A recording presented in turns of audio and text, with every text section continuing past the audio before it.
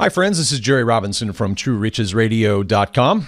Just wanted to do a really quick video here. Been seeing some of the things that are going on, of course, around the race issue here in the United States.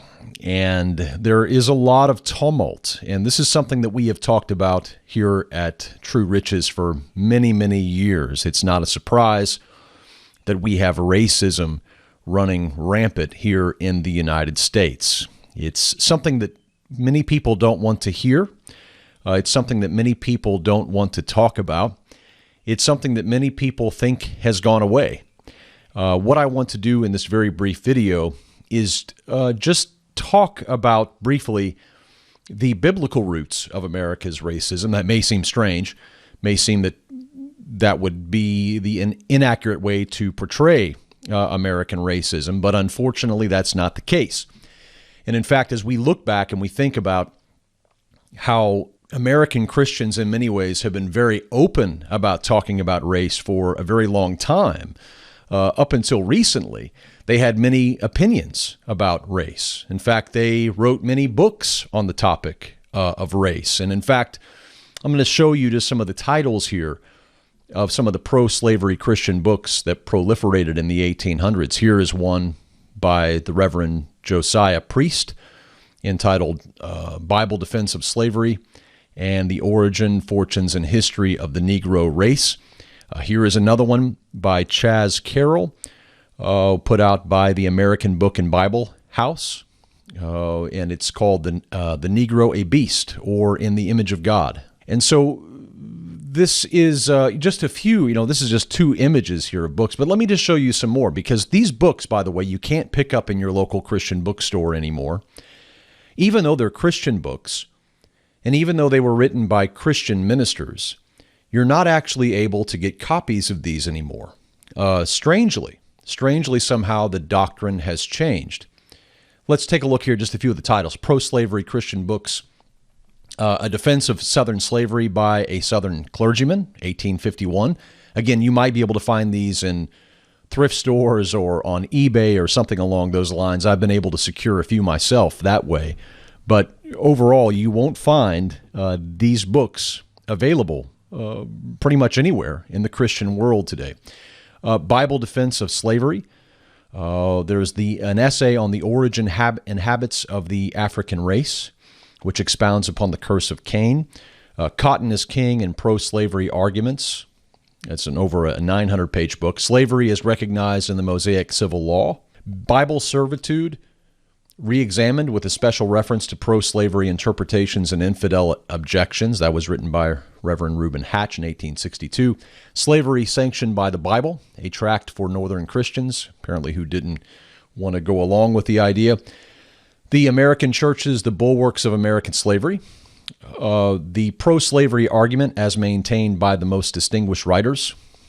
These are all, by the way, books from the 1800s. Religion and Slavery, a Presbyterian minister writing in 1911. The Right of American Slavery. The Christian Doctrine of Slavery. Does Slavery Christianize the Negro? Slavery Ordained by God. So this was a topic that many Christians were not afraid to talk about. Maybe a couple of 100 years ago, or even 100 years ago for that matter, maybe even just 50 years ago. There was a lot being said on this topic. Let's continue. Slavery Examined in the Light of the Bible, 1855. Bible Vindicated, a series of essays on American slavery. The Interest in Slavery of the Southern Non-Slave Holder. The Right of Peaceful Succession, Slavery in the Bible.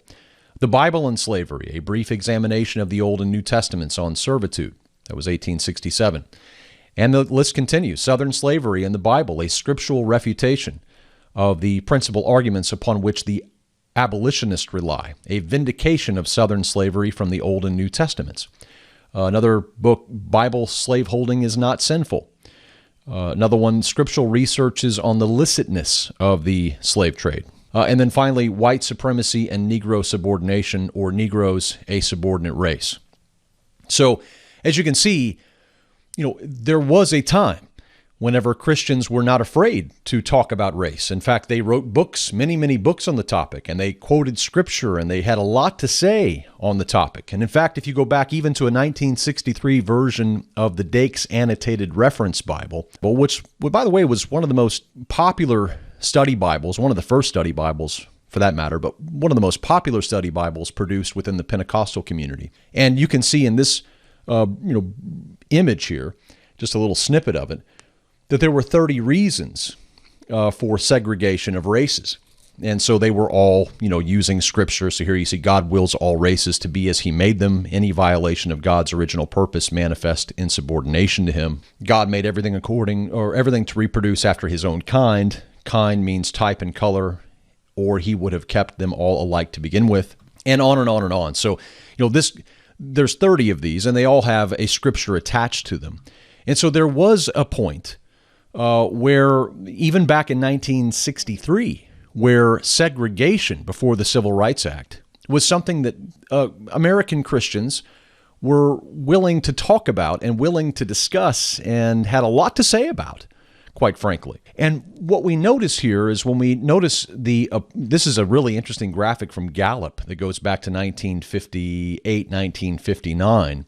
And the question was, do you approve or disapprove of marriage between blacks and whites?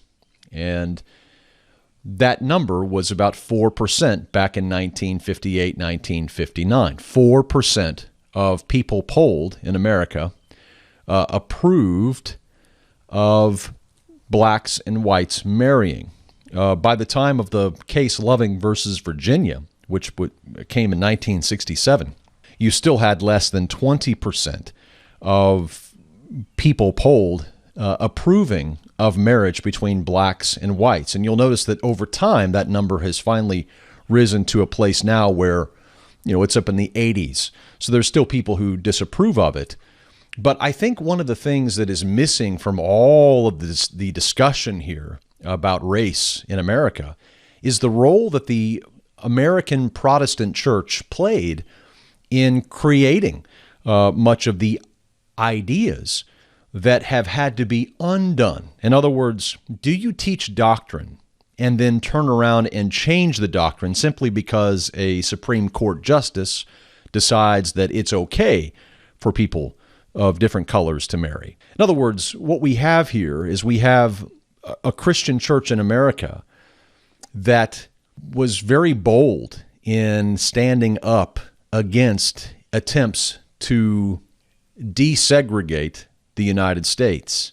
When the federal government overturned the legal basis for racial segregation through the Civil Rights Act and also the Loving versus Virginia Supreme Court case, American evangelical Christian preachers were caught in a catch-22. On one hand, they realized the times were changing and that desegregation was inevitable. But on the other hand, they had codified and systematized the separation of races as a biblical command, and therefore felt as if the federal government was persecuting them for their deeply held beliefs and convictions. In fact, it wasn't even until the year 2000 that Bob Jones University, a well-known evangelical Christian university here in the United States, actually dropped its interracial dating ban. So it's really, really quite stunning that there has been so very much done in the past by American Christians on this topic. Many, many books written to justify actions. Even in the Dakes commentary and many other Bibles for that matter, you'll find this kind of information about segregation. And yet today, all of that seems to be missing. You can't find any of these books in your local Christian bookstore. You don't hear any of these arguments ever used again. But what's worse about it is it appears as if this never even existed. When you ask an average Christian today, what they think about race, many of them don't want to talk about it. But their predecessors had so much to say about this topic. So my summation here, just to conclude this quick video, is that we really don't need evangelical preachers to simply tell us that racism is a sin. I think that's pretty obvious to anyone who has read the words of Jesus.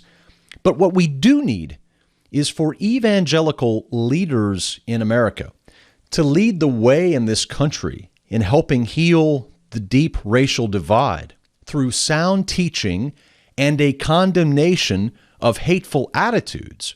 And we want to see this from evangelical leaders with the same fervor that they once used to fan the flames of racism for decades.